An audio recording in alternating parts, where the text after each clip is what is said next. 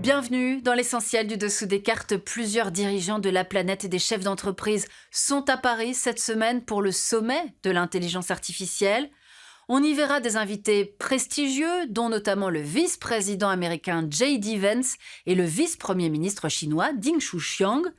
Un événement préparé minutieusement par la France et son président Emmanuel Macron, qui co-préside ce sommet avec le premier ministre indien Narendra Modi.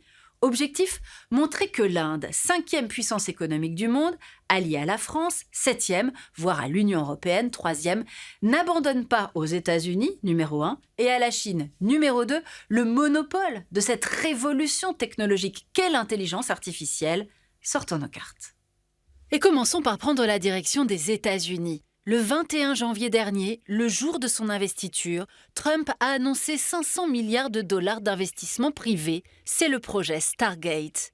Les États-Unis et leurs champions de l'IA, Google, Amazon, Meta, Apple et Microsoft, qui détient 49% d'OpenAI, à l'origine du célèbre ChatGPT, lancé fin 2022, et qui compte aujourd'hui 300 millions d'utilisateurs actifs hebdomadaires dans le monde.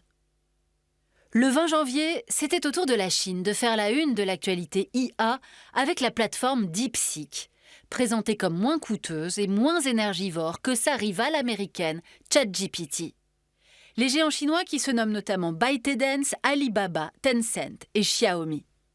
Alors face à ce duopole sino-américain, quelle place pour les autres puissances?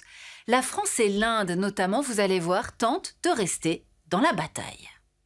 En Inde, Modi a lancé l'opération baptisée India AI Mission en 2024 avec un budget de plus d'1 milliard de dollars sur 5 ans. Côté français, Macron a annoncé des investissements majoritairement venus du privé, estimés à 109 milliards d'euros, dont 50 milliards promis par les Émirats.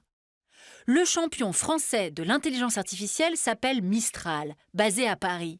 Il a lancé le Chat, le concurrent français de ChatGPT. Mistral qui annonce créer son premier centre de données dans le département de l'Essonne. La France qui mise aussi sur sa puissance nucléaire, 18 centrales dans l'Hexagone. Elle met ainsi en avant une IA moins émettrice de gaz à effet de serre grâce à l'atome. La France, qui fait donc alliance avec l'Inde, avec l'idée de faire collaborer chercheurs et centres de données sur les deux territoires. Cette alliance Paris-New Delhi, elle existait déjà dans d'autres domaines. Ainsi, l'Inde achète à la France de nombreux armements et les deux pays s'entendent pour contrer la Chine. Car la France compte plus de 10 millions de kilomètres carrés de ZEE, notamment dans la zone Indo-Pacifique, grâce à ses territoires d'outre-mer. Des territoires où sont basés d'importants moyens militaires. On l'aura compris, face à la Chine et au retour de Trump, de nouvelles alliances se nouent. Et tant pis si Paris se rapproche d'un pays, l'Inde, qui depuis une décennie est connu pour son intimidation des opposants, sa remise en question des contre-pouvoirs et son recours à des technologies de surveillance numérique. Voilà l'essentiel du dessous des cartes, c'est fini pour aujourd'hui. À bientôt.